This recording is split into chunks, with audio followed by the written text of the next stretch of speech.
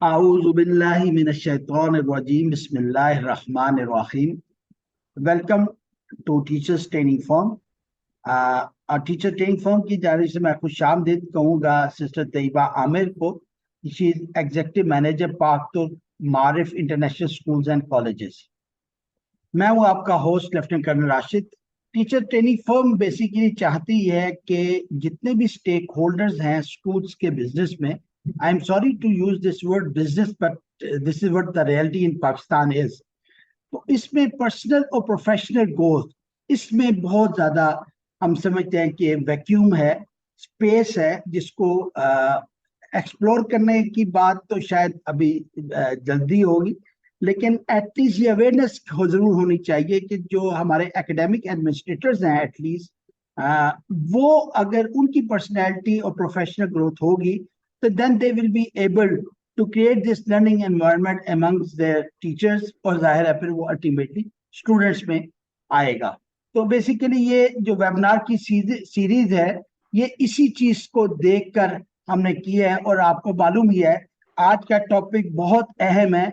घर घर की स्टोरी है कि कैसे हम अपने बच्चों को, जो आजकल के करंट इश्यूज हैं, चाहे वो एलीट क्लास के हैं चाहे वो गवर्नमेंट स्कूल के बच्चों के साथ हैं, पेरेंट्स टीचर पूरी कम्युनिटी डिस्टर्ब है कि can they become a responsible citizen. I am not talking with reference to the future, I am talking to with reference to the present as well. कि आज हमारी एजुकेशन क्या grade 1 के बच्चे को एक responsible citizen of the school या घर का बनाती है, और even that is applicable to grade 10। और आपने देखा होगा कि इस सीरीज में हमने प्रोफेसर भी डॉक्टर अमानुल्लाह को लिया था, रिफा के वो डीन रहे हैं, और उसके आज का बहाउद्दीन यूनिवर्सिटी में प्रोवीसी हैं। हम यूनिवर्सिटी कॉलेजेस के लोगों को भी इस फोरम में ला रहे हैं ताकि इस अहम टॉपिक के ऊपर बातचीत हो सके। तो आज की जो होस्ट है ये जरा मेरे लिए बहुत एजाज की बात है, क्योंकि जिंदगी में आपको मुख्तलिफ मेंटोर्स मुख्तलिफ रेफरेंस से मिलते हैं। सर अमानुल्लाह की मैं बहुत इज्जत करता हूँ, उन्होंने जिंदगी का नया पर्सपेक्टिव सिखाया। लेकिन स्कूल में अगर लीडरशिप के लिए मैं अगर किसी मेंटोर को अपनी जिंदगी में देखता हूँ तो मुझे सिस्टर तैयबा नजर आती है। और मैं एक रेफरेंस से एक जो जहाँ से हमारा ये कम्युनिकेशन स्टार्ट हुआ उससे मैं स्टार्ट करूंगा कि इस टॉपिक के ऊपर मैं समझता हूँ कि she is one of the most suitable lady in this regard, जो ट्रांसफॉर्मिंग द कल्चर है, करेक्टर है। मैं एक दिन मेरे बच्चों की ये प्रिंसिपल थी, तो मैं एक दिन बच्चों की फीडबैक के लिए उनके स्कूल में गया, तो she was talking to the entire school. किसी मुझे याद नहीं किस मकसद के लिए उन्होंने इकट्ठा किया हुआ था, तो मैं वेटिंग रूम में शीशे से देख रहा था क्या एक्टिविटी हो रही है। तो अब सिटी स्कूल में ये प्रिंसिपल थी हार्ले स्ट्रीट में, तो इन्होंने बच्चे शोर मचा रहे थे, उन्होंने कहा था बेटा सिट डाउन। अब वो बच्चे सब राइट लेफ्ट देख रहे थे, हम जमीन पर फर्श पे कैसे बैठे। तो आजकल तो हम सोफों से हटके अगर बच्चे को कहा जाए तो शायद कुर्सी भी उनको मुनासिब ना लगे, और फर्श पे बिठा देना बड़ा अजीब सा लगा। तो मैंने बच्चों में, इवन टीचर्स में, मैं एक बड़ा क्लियर कट रेजिस्टेंस का एलिमेंट देखा। And same was observe by her also. इन्होंने अगेन पोलाइटली कहा, फर्मली एंड पोलाइटली, दोनों चीजें मुझे बड़ी अच्छी लगी कि फर्म थी बट पोलाइट थी। फिर अगेन सब एक दूसरे को देख रहे यार कि कैसे बैठे। शी रियलाइज द इशू, और इन्होंने बड़े आराम से खुद नीचे बैठ गई। बेटा देखो जमीन पे तो हमने सबने जाना है, तो इस जमीन से मोहब्बत करनी चाहिए, इसको हम धरती माता कहते हैं, माँ के बराबर है, देखो मैं बैठ गई हूँ। अब इनकी ये हरकत ऐसी डिफरेंट थी, मैं आई वॉज रियली शॉक कि मैंने कहा सिटी स्कूल जैसे स्कूल में, जो कि एलिट क्लास की चेन में बड़ा खूबसूरत स्कूल है, और वहाँ जिस तरह के बच्चे आते हैं उनको भी हम जानते हैं, जिस तरह की फैमिली के बच्चे आते हैं, तो ये बैठी तो बच्चे अब इनको देख के बैठे, और उनको बच्चे थोड़ा, कुछ बच्चे बैठे, उन्होंने बाकी बच्चों को देखा, वो भी बैठ गए, फिर टीचर्स भी नीचे बैठ गई। तो वहां मुझे एक डिस्प्ले नजर आया कि what is a true leader as an academic administrator she is. और वाकई ही हमारे स्कूलों में इस चीज की बहुत कमी है कि हम कहते कुछ है और करते कुछ है। तो आज इंशाल्लाह it will be a great learning again for me क्योंकि अब ये पाक तुर्क में भी जा चुकी हैं। खैर मेरे बच्चे भी अब डिफरेंट में चले गए सिस्टम में, लेकिन इंशाल्लाह इनका एक्सपीरियंस, ये as a wide experience city school का, बहुत वैरायटी है इनके काम में। और अभी माशाल्लाह पाक तुर्क में काम कर रही है। और इसी से मैं पहले तो मैं इनसे कहूंगा जी आप, और मजे की बात एक और चीज बताऊं, अभी तक मैं बहुत से लोगों से मिला हूं, ज्यादातर मुझे अनफॉर्चुनेटली बिजनेस वेंचर ज्यादा लगा। Academic administrator are generally not professionally and personality wise भी इतने कोई मेच्योर लोग नहीं हैं। और इनको मैंने देखा कि ये ही है सम विजन, इनका ड्रीम है, इनका पैशन है, जो मैंने इनके अंदाज में देखा। मुझे यहाँ पे जो मटेरियलिस्टिक अप्रोच नजर नहीं आई। तो मैं सिस्टर तैयबा से ये क्वेश्चन पूछूंगा, आपका एक बहुत लंबा एक्सपीरियंस है एकेडमिक एडमिनिस्ट्रेटर के तौर पे भी, तो आप बताएं इसमें आपकी अचीवमेंट कुछ, और जिंदगी में जाहिर है कुछ ना कुछ रह जाता है, तो आपके नजदीक अभी तक क्या से ऐसी अपॉर्चुनिटीज हैं जिनको अभी still you want to explore? बिस्मिल्लाह। बिस्मिल्लाहिर्रहमानिर्रहीम, अस्सलाम वालेकुम। कल राशिद आपका जो भी इंट्रोडक्शन था, very kind of you, very kind words. It was a very very small event which you mentioned just here. ये छोटे छोटे जो वाकयात होते हैं हमारी जिंदगी के, ये ही हमें जिंदगी में और अपने प्रोफेशन में जो है वो जिंदा रखते हैं. तो बिल्कुल एक छोटी सी बात थी, आपने मुझे अभी याद कराई, और जो है वो मुझे भी याद आया कि ऐसा हुआ था और ऐसा होता रहता है. और ये छोटे छोटे वाकयात हमारे लिए भी बहुत इम्पोर्टेंट है, और जो हमारे से एसोसिएटेड कम्युनिटी है, बच्चे, उनके पेरेंट्स, उनके लिए भी ये सब कुछ बहुत इम्पोर्टेंट होता है. अब मैं आपके सवाल की तरफ आऊंगी कि एक लंबा बहुत अरसा इस फील्ड में गुजारा है. It's a very very long story, बहुत लंबी दास्तान है. कहाँ तक सुनेंगे, कहाँ तक सुनाऊं?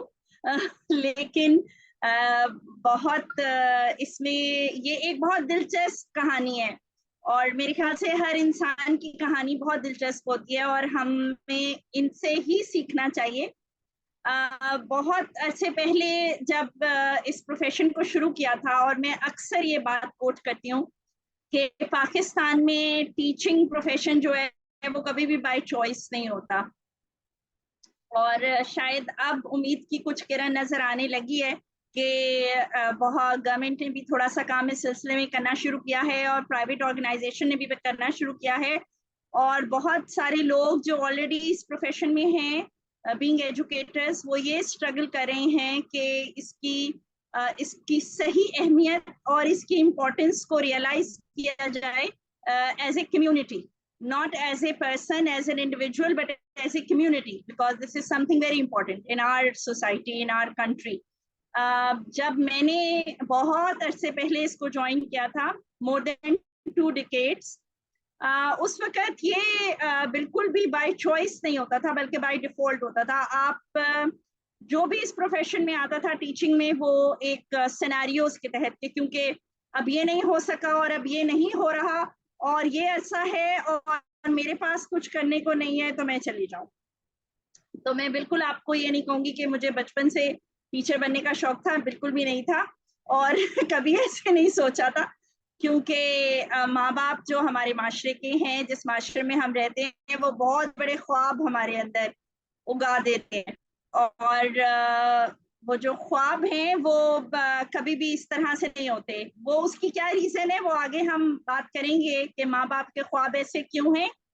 आप मुझे सुन सकते हैं कर्नल साहब? बिल्कुल सुनो, मैं एक्चुअली माइक अनम्यूट कर देता हूँ, क्योंकि वो बीच में लोग कॉल्स भी। जी जी, मुझे जी मुझे अंदाजा है. अच्छा, तो बस फिर ऐसे ही था कि जब तालीम से फारिग होके इंसान देखता है कि नहीं, अब यहाँ पर भी नहीं चल रहा, वहां पे भी नहीं चल रहा, तो चले. अल्लाह की बहुत मेहरबानी थी, इट वॉज अ ब्लेसिंग कि मैं किसी तरह से इस शोबे में आ गई, और मुझे लगा कि मैं कुछ अरसे करके इसको छोड़ दूंगी, जब तक कि I don't have anything else. But when I joined, और थोड़े अरसे के बाद मुझे रियलाइज होने लगा कि ये तो कोई बहुत बड़ी सी जिम्मेदारी मेरे ऊपर आ गई है. और ये जिम्मेदारी निभानी है या नहीं निभानी, ये फैसला मुझे खुद करना है। और अगर तो इसमें रहना है तो फिर ये जिम्मेदारी निभानी है और फिर सही तरीके से निभानी है। बस इसी एक चीज ने आगे से आगे जो है वो सफर शुरू कर दिया।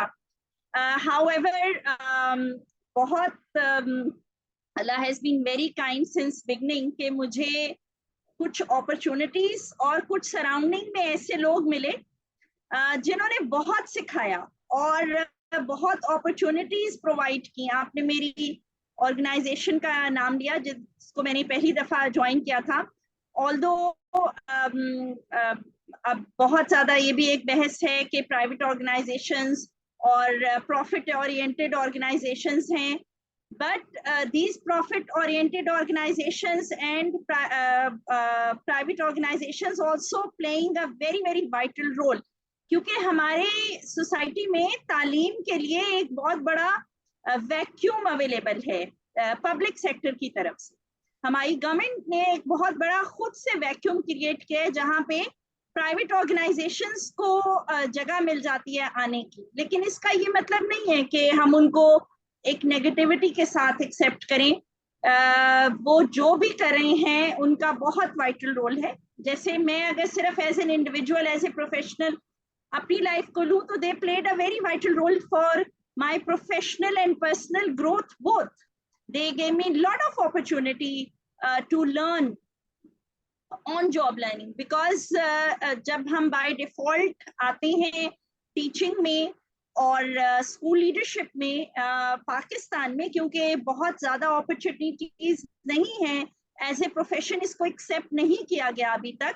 ऑल्दो के public sector is offering a lot of degree relevant to teaching and the school leadership, but still इसका वो स्कोप पाकिस्तान में नहीं है जो कि बाकी प्रोफेशंस का है। तो जो on job training on job learning थी, आई लर्नड अ लॉट।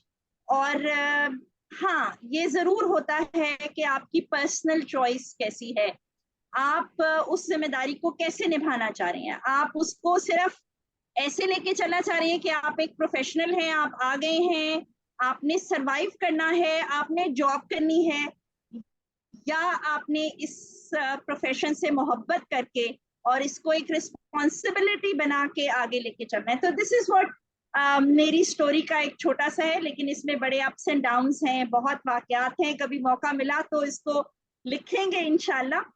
और अब जो है, शुक्र अल्हम्दुलिल्लाह, मैं जिस ऑर्गेनाइजेशन के साथ हूँ वो एक नॉन प्रॉफिट ऑर्गेनाइजेशन है। तो ये भी एक अल्लाह का बड़ा करम है कि एट दिस स्टेज मुझे बहुत कुछ वो करने का मौका मिल रहा है जो हमेशा से मेरा ख्वाब था। जज़ाकल्लाह बहन, आपने again a true leader is always a person who always speak from heart और सच बोलना। तो आपने बताया कि जिस तरह बाकी टीचर ज्वाइन करती है इस प्रोफेशन को, आपने भी ज्वाइन किया। लेकिन डेफिनेटली एक चीज मैंने भी देखी है कि जो एलिट स्कूल में लर्निंग एनवायरनमेंट है वो अनफॉर्चुनेटली हमारे मिडिल और लोअर टीयर्स में उसका बहुत फुकदान है, और वहाँ आपको सीखने का बहुत मौका मिलता है। लेकिन कम लोग होते हैं कि वो इसको not as a profession but as a passion continue करें। जनरली लोग प्रोफेशन के तौर पे ही कंटिन्यू करते हैं, लेकिन आपके साथ जितना मेरा एक्सपोजर रहा, कम्युनिकेशन रही, उसके लिहाज से मैंने देखा कि हमेशा you have a very vibrant role in your portfolio. और जो भी आपने जॉब असाइनमेंट दी वहाँ आपका हार्ट, आपका सोल और माइंड, ये तीनों चीजें मुझे पूरे फोकस और इंटीग्रेटेड नजर आई। तो नो डाउट इन इट। और सीखने का अमल तो हमेशा रहता है। अच्छा बहन, थोड़ा सा अभी मैं एक, क्योंकि आपका एक्सपोजर माशाल्लाह बाहर का भी है, अब ये बाहर के हम देखते हैं जितने भी फिनलैंड के, कोरियन और बाकी मॉडल्स देखते हैं, तो वहाँ बच्चा तो 6th और 7th ग्रेड में, 6th और 7th ईयर में जाके स्कूल ज्वाइन करता है।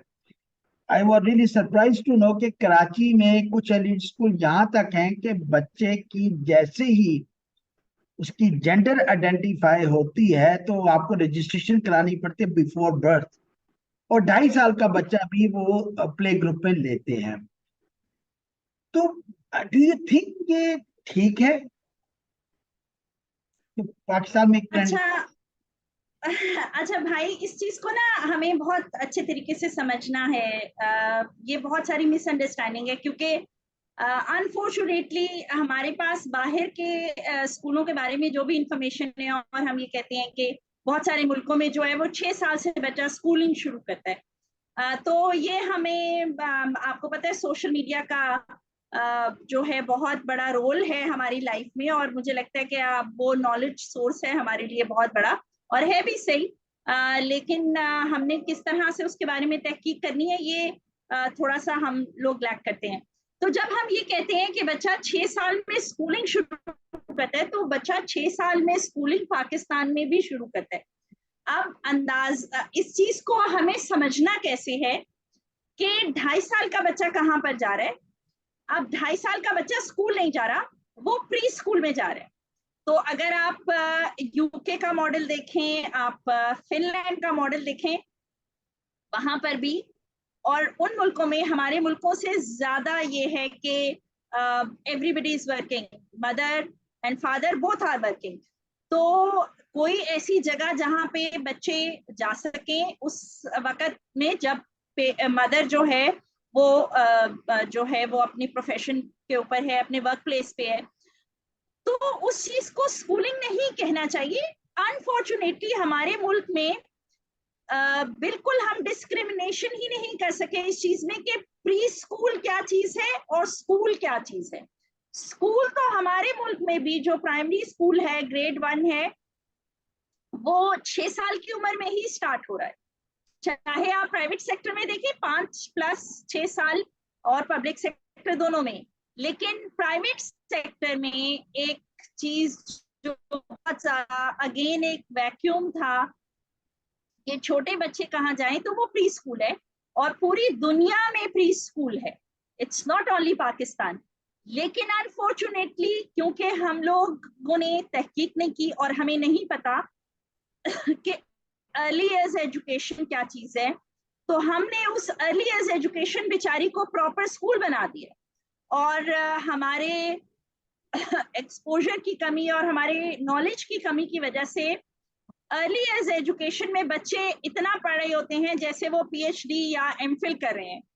तो एक्चुअल में पूरी दुनिया में प्री स्कूल्स हैं, पूरी दुनिया में अर्ली एज एजुकेशन है, और बहुत गवर्नमेंट्स जो हैं वो बहुत ज्यादा फंडिंग करती हैं अर्ली एज एजुकेशन की। अर्ली एज एजुकेशन की फंडिंग जो है वो नॉर्मल स्कूल, प्राइमरी स्कूल और मिडिल ईयर स्कूल की फंडिंग से ज्यादा है। आपके यूके का बजट जो है उसमें एक बिग चंक जो है वो अर्ली एज एजुकेशन पे है, वहां पे रिसर्चर्स हैं।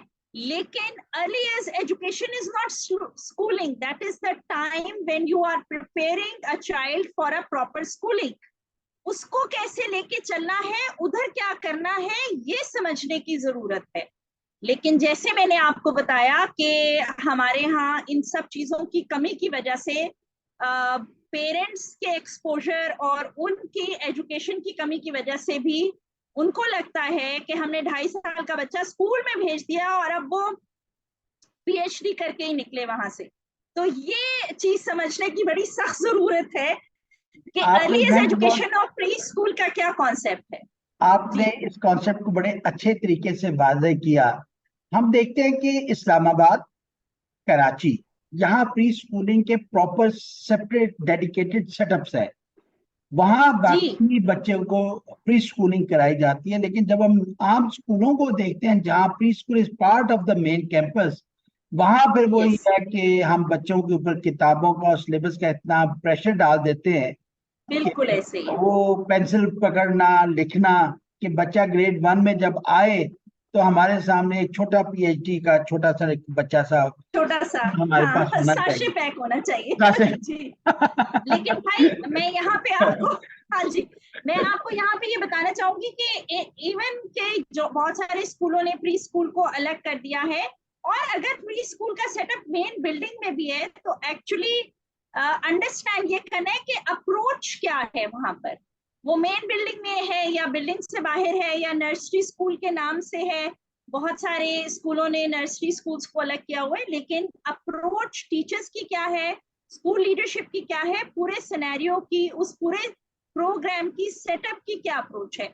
बल्कि पाकिस्तान में बहुत बड़ा वैक्यूम है अर्ली चाइल्डहुड एजुकेशन में और अर्ली चाइल्डहुड एजुकेशन को समझने में, क्योंकि हमने प्री स्कूल के नाम पे उसको किताबों और कॉपियों पर महदूद कर दिया, जबकि वो बच्चे के लिए एक बहुत बड़ी अपॉर्चुनिटी होनी चाहिए उसकी फिजिकल ग्रोथ के लिए, उसकी मेंटल ग्रोथ के लिए। और भाई मैं यहाँ पे थोड़ा सा रिलेट करना चाहूंगी इस चीज को कि ये जो पहले 5 साल होते हैं ये बड़े इंपॉर्टेंट होते हैं।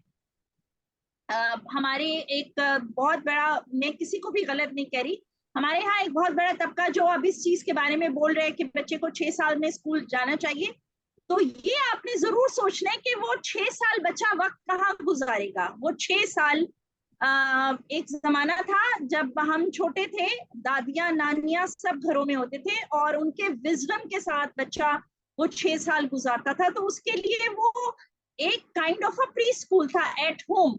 लेकिन आज के माशरे में जब माँ ने भी दफ्तर जाना है और बाप ने भी दफ्तर जाना है, तो बच्चे को ऐसे केयर गिवर के साथ छोड़ना जो कि पढ़ा लिखा नहीं है। और हाँ, आपको पता है हमारे यहाँ केयर गिवर्स जो हैं उनकी एजुकेशन, उनकी तरबियत के बहुत सारे मसाइल हैं।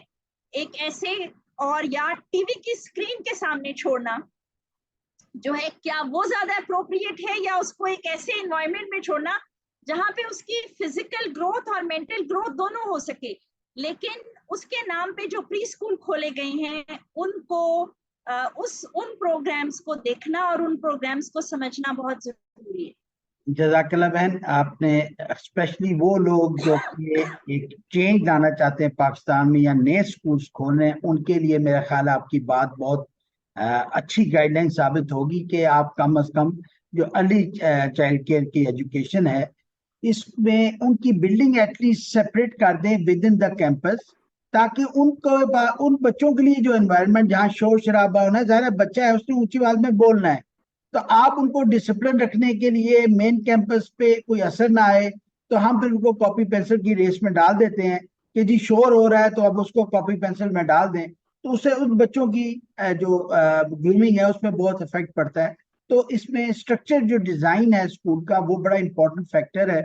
और प्लस ये है कि जो टीचर्स हों और जो उनकी खास तौर पे अर्ली चाइल्ड की जो इंचार्ज हों, वो they should be properly trained and they should know कि उसकी एज यस, वाइज क्या चीजें चाहिए।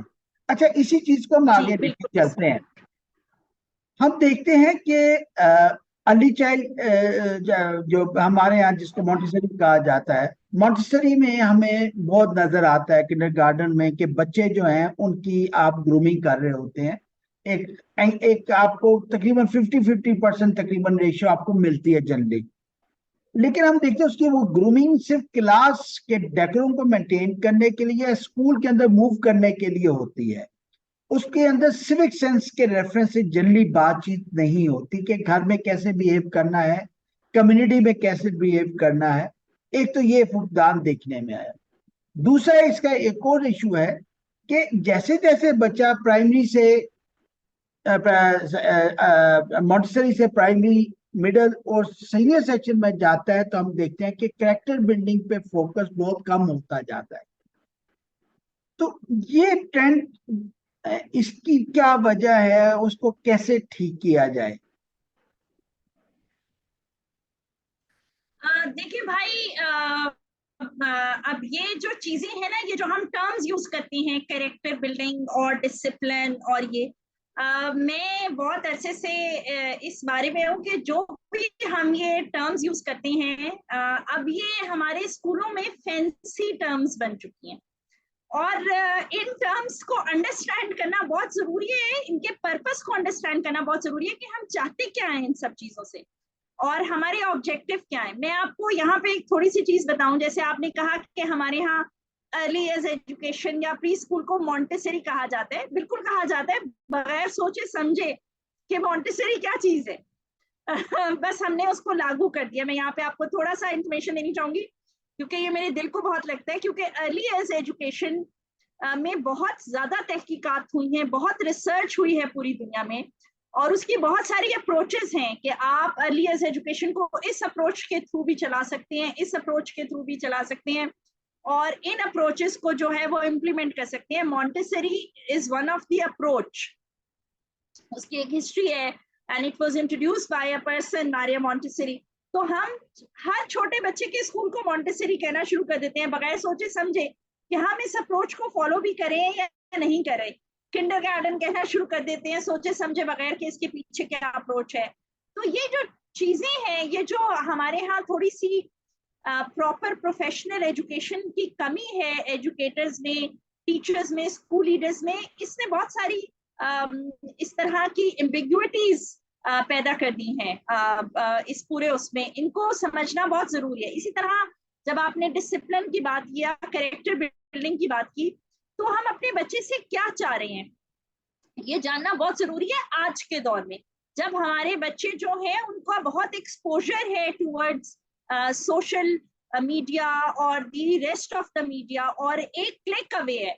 वहां पे हमारी बीइंग एजुकेटर्स बहुत ज्यादा बड़ी जिम्मेदारी बन जाती है कि क्या हमारा डिसिप्लिन का मतलब है कि हमारे बच्चे चुप करके हाथ पे हाथ रख के सीधे होके बैठ जाएं, या कैरेक्टर बिल्डिंग का ये मतलब है कि वो सीधे होके ठक करके सलूट मारें और ये बहुत अच्छी कैरेक्टर बिल्डिंग हुई है हमारे बच्चे की, और हमारे सामने बहुत तरीके से बोल रहे हैं और जैसे ही हम हट रहे हैं और वो याहू का नारा लगा रहे हैं, तो हम क्या चाह रहे हैं?